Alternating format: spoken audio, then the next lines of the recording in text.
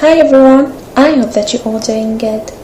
Well, this is part 2 from Theories of Language Acquisition. So, after talking about behaviorism or the imitation theory, which means that the child, when acquiring his first language, even his second language, imitates utterances of his parents. However, this theory has been proved to be incomplete theory, and based on its limitations emerged another one, which is the theory of innatism or innateness. This theory was advocated by Noam Chomsky. So, Chomsky published a criticism of the behaviorist theory in 1957, where he focused mainly on the poor language input children receive. This means that parents do not typically speak in grammatically complete sentences when they address their children, and they do not use academic language in their daily normal life. So Chomsky concluded that children must have an inborn faculty for language acquisition, and this process of acquiring language is biologically determined. It means that the human species has evolved a brain whose neural circuits contain linguistic information at birth. So the child's natural predisposition to learn language is triggered by hearing speech and utterances. Adding to that, the child's brain is able to interpret what he or she hears according to the underlying principles or structures it already contains. This natural mental ability has become known as Language Acquisition Device, or LAD, which is an acronym out of 3 letters, L, A, and D.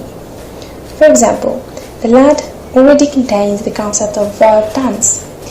By listening to such forms such as worked and played, the child will form the hypothesis that the past tense of verbs is formed by adding the sound D, T, or E to the base form.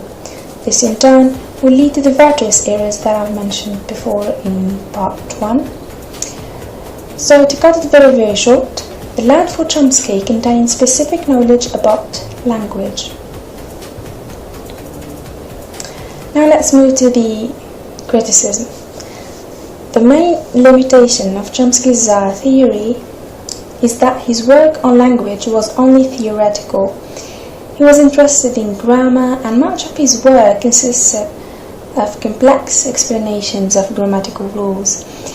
And critics argued that he did not study real children, and the theory relies on children being exposed to language but takes no account of the interaction between children and their carers, nor does it recognize the reasons why a child might want to speak.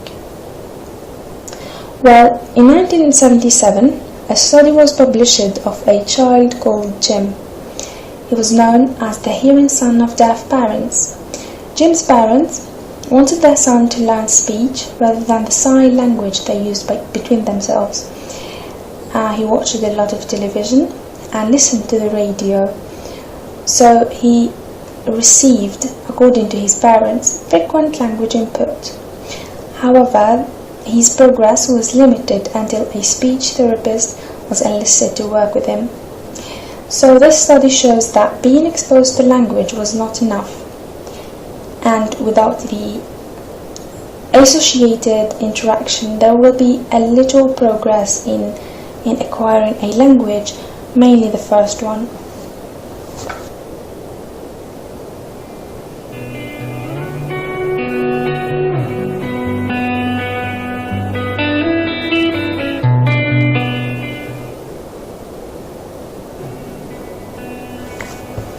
So that's it for this part, a simple explanation of the innateness. I hope it can make things clearer for you. Don't forget to give it a thumbs up and leave any comment in the topics you want me to explain. Till next time, take a good care of yourselves and bye.